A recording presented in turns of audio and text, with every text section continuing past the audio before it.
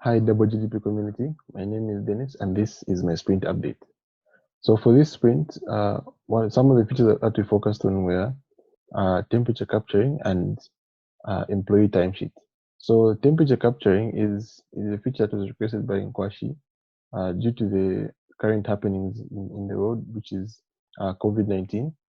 So every person wanting to gain access to Nkwashi is now required to have the temperature taken and recorded into the system.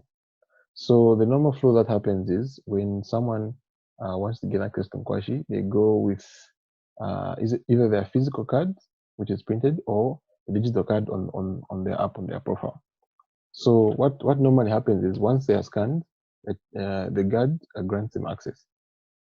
But now, due to this new addition, the flow changes a bit.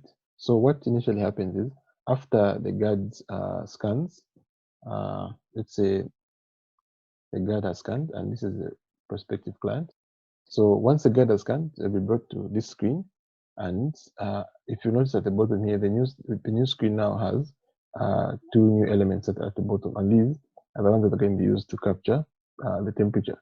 So the guards are given thermometers which they use at the gate, and these are the ones that help them get temperature for everyone passing through Nkwashi, and that reading is now going to be entered on this element here.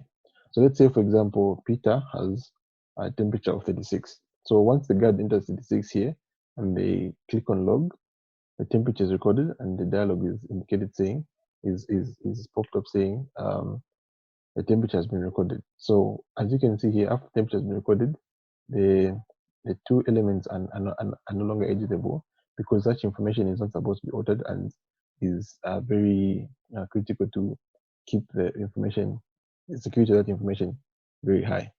So once the temperature is recorded, we are able to find these records on entry logs.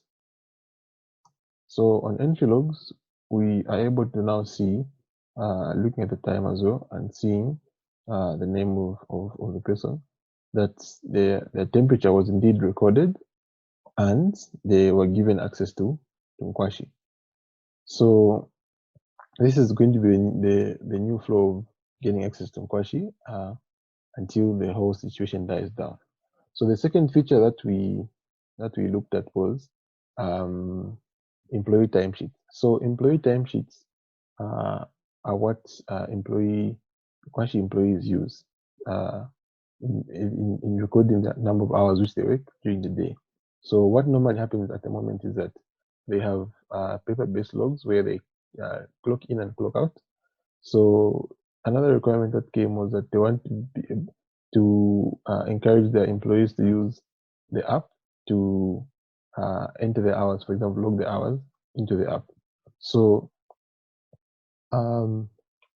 when we come to this screen here, this screen is now the custodian screen, who is in charge of Nkwashi employees.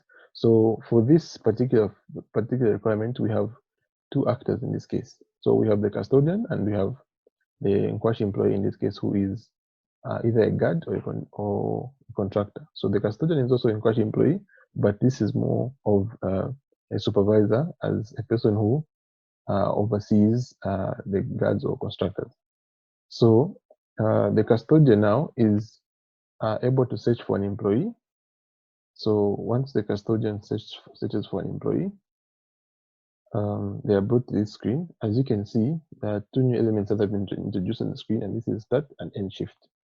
So based on this, the custodian can now start an employee's shift and also end it. So the whole idea is for the custodian to be in charge of starting and ending shifts to monitor how the employees are working. So let's say, for example, John reports for work, and store custodian clocks in his time saying he started the shift. So we have another screen where a store custodian will be able to see different types of employees and their shifts and how many hours they have worked in that particular day or particular week. So when we come to timesheet, we have John on the top here and the last shift.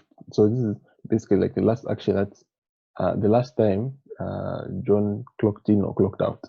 So in this case, it will be when you click on John, you are presented with a screen that shows now the day, the date, the particular date, and the time which the shift started. So once the shift is in progress, you're able to see that shift is still in progress before stop time, and total hours is still in progress. So it's not considered those number of hours for that particular sprint. So when you go back to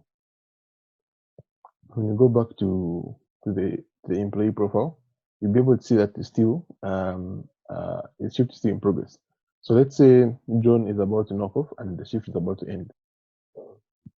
So once the end shift button is clicked here, you can see it changes it saying start shift. So meaning that particular day, for instance, has ended, and that's when the shift ends. So if we go back to timesheet, we're able to see John at the top, and once we open John's timesheet, we're able to see that when he started his start, when he started his shift, and when it ended.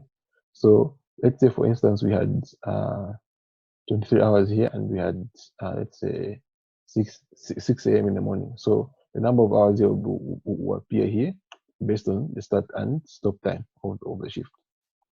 So this was one of the features that was requested by Nkwashi, which the employees are supposed to be encouraged to use. So that's all for my sprint update this week. See you next sprint.